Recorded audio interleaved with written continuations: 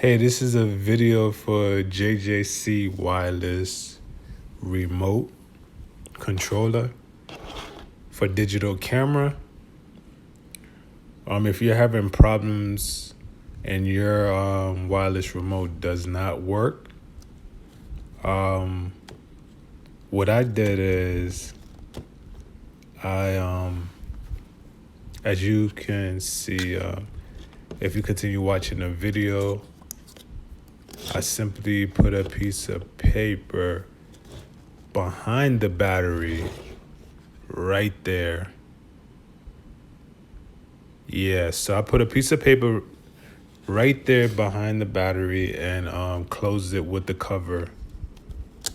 And that helps the issue. Yeah.